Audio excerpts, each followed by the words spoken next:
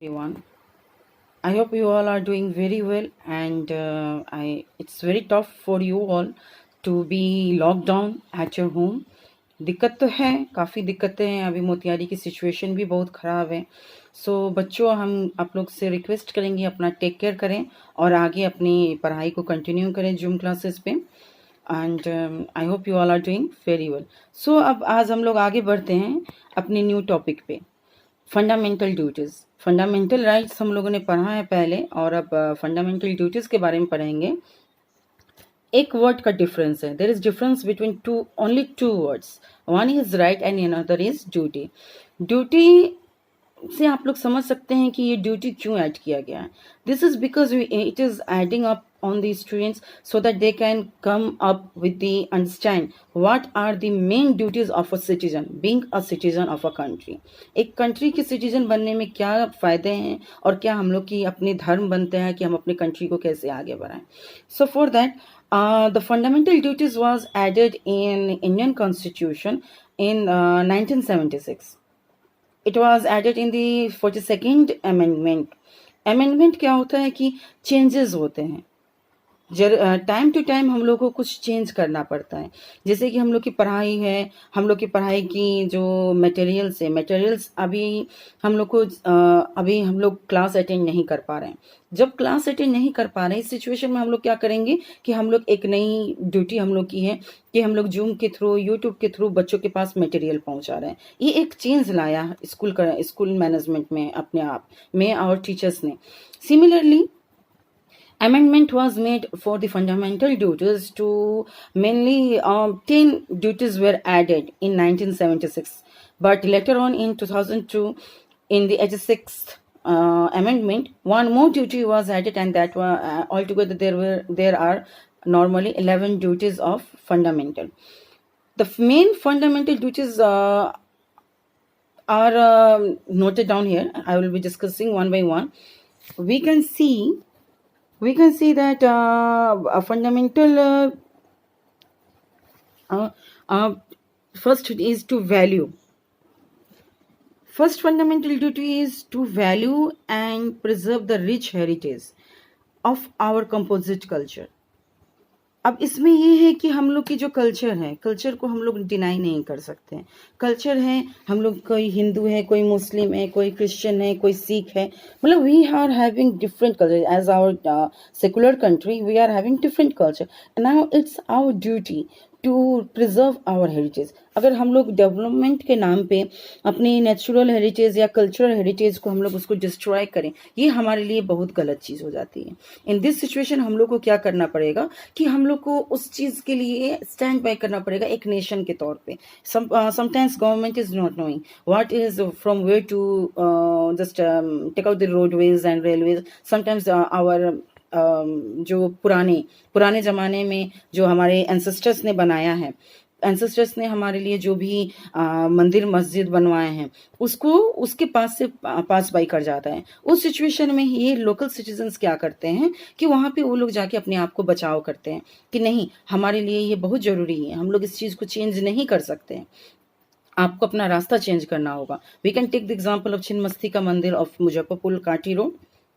Second one comes to protect and improve the natural environment, including forests, lakes, rivers, wildlife, and to have the compassion for living creatures। Living creatures के लिए हम लोग के अंदर में एक compassion होना चाहिए। Which type of compassion? That we are very good।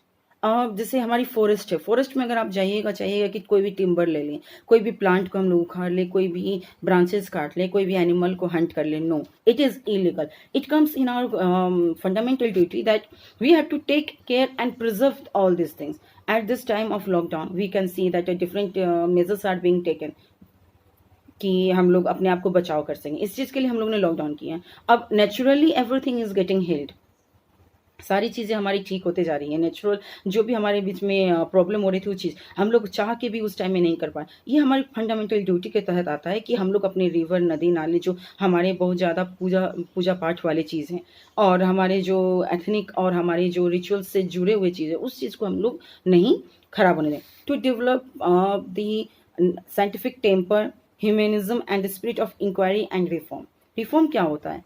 Reform is that to have some changes. Changes क्या होते हैं? Different type of changes amongst the people. People के अंदर में जो चेंजेस आते हैं, लोग किस तरह का चेंज कर रहे हैं, किस तरीके के उन लोग के अंदर में भावनाएं आ रही हैं।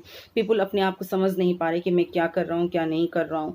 समटाइम्स हम लोग को लगता है कि नहीं, ये हमारी जो रीति रिवाज है ये हमारे लिए गलत है, ये दूसरे कल्चर के लोग को परेशान कर रहा है। In that situation what we have to do, we have to change and reform. And for this we are having the opportunity of RTI, which we will be studying in our upcoming chapter. To safeguard public property and to abjure violence. तरह तरीके का और अलग अलग तरीके का हम लोग के एरिया में और सोसाइटी में वायलेंस हो जाते हैं। उस वायलेंस को ना होने देने के लिए हम लोग को क्या करना है? हम लोग को सारी चीज़ों को टेक केयर करना है। In that situation what we have to do is that we have to take care.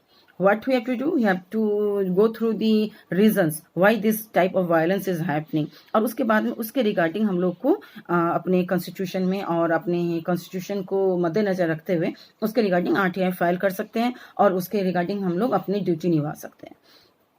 To provide opportunity to education for the students of the 6 to 14 years, in the case maybe between the age of 16 to 14 years, because अभी आप लोगों ने देखा है सर्व शिक्षा अभियान के तहत में पिंक कलर की बिल्डिंग आप नॉर्मली देखते होंगे सर्व शिक्षा का, ये उसी अमेंडमेंट के तहत में हुआ है कि हर बच्चे, each and every kid from the age of 6 to 14 as they are now eligible to study। और अगर कोई गार्जियन नहीं पढ़ा रहा है तो दूसरे लोग भी उसको ऑपरेट करके बोल सकते हैं कि नहीं, आप अपने उस अमेंडमेंट के थ्रू उस पढ़ा सकते हैं। ये ड्यूटी है एक पेरेंट का, ये एक राइट है एक चाइल्ड का कि 6 और से लेके 14 साल की उम्र तक वो लोग अपनी पढ़ाई करें।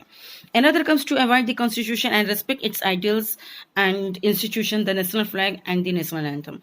Do you know why you are standing every time? We have to stand straight. आप लोगों ने देखा होगा कि जहाँ पे भी म्यूजिक नेशनल एंथम का स्टार्टअप होता है वहाँ पे हम लोग start, either it is our park, school, any institution, movie theatre, वहाँ पे हम लोग को इसी अमेंडमेंट के तहत सारे लोगों को वहाँ पे stand. And another thing, national flag को हमेशा हम लोग उसको झुका नहीं सकते हैं। उसके लिए हम लोग को क्या करना पड़ता है? उसके लिए हम लोग को वहाँ पे जब भी आप देखें कि रास्ते में गिरा है या कुछ है तो उस नेशनल फ्लैग को अपने ह्यूमैनिटेरियन और देशभक्ति जताते हुए उस चीज़ का हम लोग को रिस्पेक्ट करना ही हमारी फंडामेंटल ड्यूटी है। To cherish and follow the noble idols which inspired our national struggle for freedom।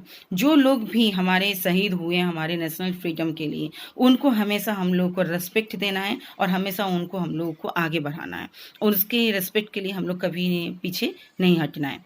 To uphold and protect the sovereignty, unity and integrity of India। India, जब हिंदुस्तान की बात आए, जैसे आप लोग बच्चे हैं, suppose that females are there, एक फीमेल की क्या उम्मीद हो जाती है एक क्लासरूम में कि जब उसको अगर कोई दूसरे क्लास के लड़के छेड़ रहे हैं या उसके ही क्लास के लड़के छेड़ रहे हैं, उस सिचुएशन में वो लड़की की उम्मीद बढ़ती है कि in the absence of their parents and teachers, वो चाहती है कि उसके क्लास के जो भी बॉयज़ मेल मेंबर्स हैं वो उसको सपोर्ट करें, उसको सेफ गार्ड करें। सिमिलरली अगर आपकी कंट्री के ऊपर कोई आ जाए तो ईच एंड एवरी सिटीजन का ये बनता है, राइट होता है और ये उनकी ड्यूटी होती है कि अपने कंट्री को सेव करें। आई hope you have understand all the fundamental duties and I guess you all are doing very well.